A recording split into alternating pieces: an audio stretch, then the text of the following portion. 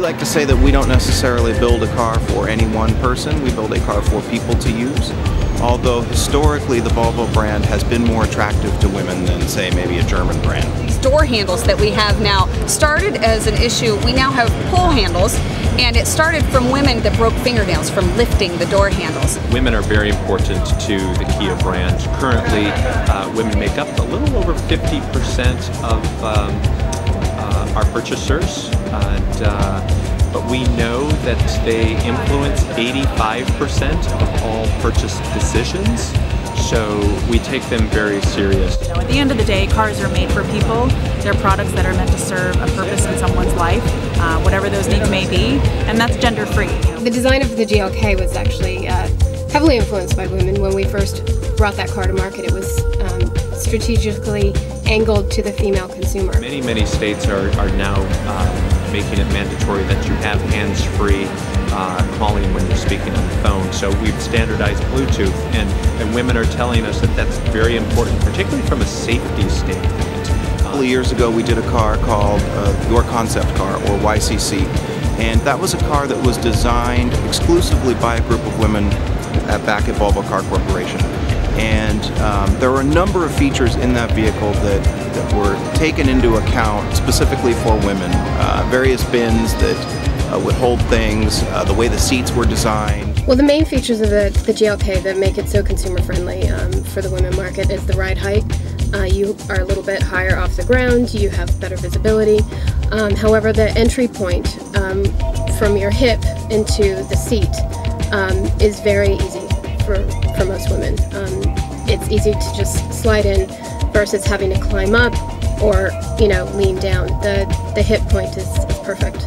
We always used to think that women really only cared about the color of the vehicle, but then when we started to drill down into it and talk to women and men, we were finding that color was, it was a little bit important, but when they were talking to their husbands about buying new cars or their significant others, they were getting into a lot more of the detail than I think any of us as marketers had anticipated. And now I'm talking, 15, 20 years ago. But now it's, they want to know about everything. We're seeing a lot more targeted media, so people trying to talk to women one-on-one.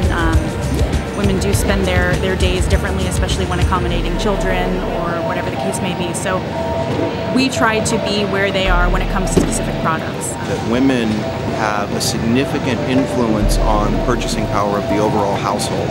So a woman may come in with her husband to purchase the car because she feels more comfortable having him with her, but I would encourage any woman to walk into a Volvo retailer on her own, because it'll be a nice experience for her. It'll be a premium experience, and I think it'd be just fine. She'd enjoy it. Women have told us, I want a transparent process. I don't want to feel like I'm being cheated. I want to understand what's going on and really feel like you're being honest with me. Well, honesty isn't just something that women want. Honesty is something that everyone wants.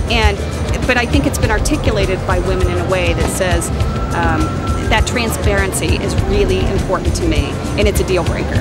And certainly everyone recognizes how powerful women are in the household and how powerful they are in the marketplace and how important they are.